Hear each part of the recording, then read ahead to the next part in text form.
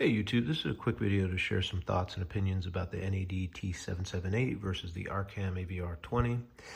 I was boxing up the T778 and just thought I'd post this quick video in case it might help some of you who are trying to make a purchase decision. The Arcam obviously isn't in here, it's in my home theater room currently, but that is the box for it. So, positive things I'll say about the T778. It is a great sounding device, and I saw quite a few reviews about it and its two-channel performance as well as its home theater performance, and I would agree with all those reviews. It is a very, very good sounding device. I was actually surprised because I typically shy away from devices that contain Saber DACs. Saber DACs just traditionally haven't really moved me very much musically, but this is one of those occasions where I think the implementation is great, and I do quite enjoy the sound of it in two-channel. I love the feature set, or at least the advertised feature set. You know, Rune, Spotify, Dirac. It's a relatively small device, touch screen. It is also powerful. I think that the amplification section is Class D and is quite powerful. It doesn't sound like traditional Class D or what I would characterize as a Class D sound. It's a very pleasant sounding device. I have nothing really bad to say about it from a sound perspective. The main issues that I've had with the NAD is reliability. So it's still quite buggy. I'm in July, so this is the end of July 2021, and as of today, the main issue that I'm having with it is with HDMI. So I have a 2020 OLED from LG, and if I say I'm streaming to the device using Rune or Spotify, and then I switch on the TV, what happens is the HDMI eARC connection takes over and will not let go. I can't switch to any other input. The only way that I can is if I disconnect the HDMI, then I can stream to it again. But as soon as I reconnect, that HDMI takes over and I can't switch to any other input. So that's a deal breaker for me. I've reset the device. I've called the dealer that I purchased it from. They contacted NAD and we didn't get anywhere with it, so I'm going to be returning it. I did have another issue with it in that, they shipped this nice remote, has lots of features and functions on it. But a lot of the buttons don't work. So menu, for example, I do have amp selected up here, and if I click on menu, nothing. Only way I can get into the menus is to go to the touch screen. So I am grateful that it has a touch screen on it. But the manual says, it gives you instructions on how to reset this remote control, which I've done a couple times. That has not resolved it. So that's a little frustrating. Dirac has been good. It works well. I think it's a good implementation of Dirac. One of the downsides, though, with the NAD, from my perspective, is that you really can only do one sub properly. I do not believe that, although it has two sub outputs, they are summed. I don't think Dirac will calibrate them separately.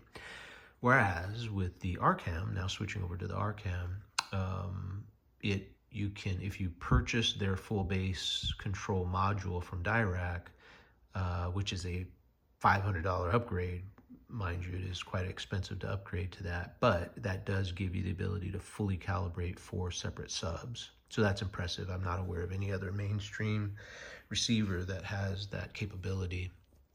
I think you have to go to the separate processors in order to get something like, the equivalent of that. So that's quite impressive. I think it starts at the AVR20. You can do it on the AVR30, and then I forget what their processor, maybe AV40 or something like that. So quite impressive, and it's very user-friendly from my perspective. Once you get over the learning curve with Dirac, it's quite user-friendly. With that said, though, I did have to contact Arcam support once or twice. They are very, very helpful over there to kind of help me get over that learning curve, because there's some initial setup you have to do on the Arcam screen initially on the front of the device, and then you run Dirac. But once I got over that, it's pretty intuitive. The Arcam sounds fantastic. It is I'm extremely impressed with the sound of this unit, whether it be for home theater, or 2-channel, I think it does great. This is the first time that I've been satisfied with the 2-channel performance of a receiver. Even with the NAD, while it sounds excellent, I still would feel compelled to have a separate, say, integrated amp with home theater bypass. The Arcam, I could live with that as, at least for my home theater room, as being a, for 2-channel music. It is quite impressive for a receiver. So features and functionality on the Arcam, I think, are excellent.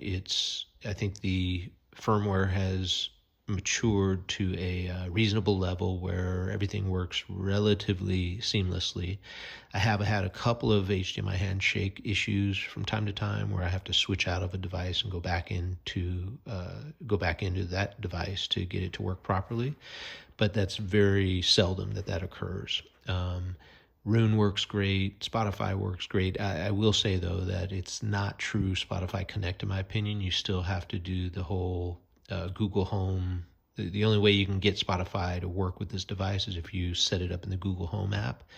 That's a little bit of an irritation, but the sound quality is still decent. When I really want to do critical listening, though, I'll use Rune and Tidal, and that works seamlessly. The kicking off music, either from Spotify app or Rune app, will turn the unit on. That's a win for me from a convenience perspective. And then when I turn on my TV, it will automatically switch over to the HDMI sound. That's a win for me. I don't know why some devices don't behave properly with those convenience features, but that works great. And again, sounds wonderful. I am still in comparison shopping mode, so I've placed another order for a Anthem MRX 1140. I have posted another video that I took on that a few months ago where I compared that, the MRX 1140, to the Denon AVR20, the anniversary Denon. And at that point in time, the Anthem firmware was very, very buggy. So I ended up returning it. I hear more recently that they've posted a couple of updates, and so I'm willing to give the Anthem another shot, as long as I can acquire one before my return window on the Arcam closes. But I think at this juncture, I have it narrowed down. My choice is narrowed down to the Arcam, which I could be happy living with. I would have to add a separate amp because this only has 7 channels of amplification built in, so I'd have to add a separate amp to get a full Atmos or RO3D system. But it's between the Arcam, the Anthem MRX 1140, and I'm seriously considering a Marantz SR8015. I do understand that I probably will not be pleased with the 2-channel performance on the Marantz. I've had the SR8012 in the past, and while it was excellent for home theater and it was very, very reliable and it offered at least Spotify, I just wasn't excited about the 2-channel performance, so I would have to run a separate integrated amp with home theater bypass function for that.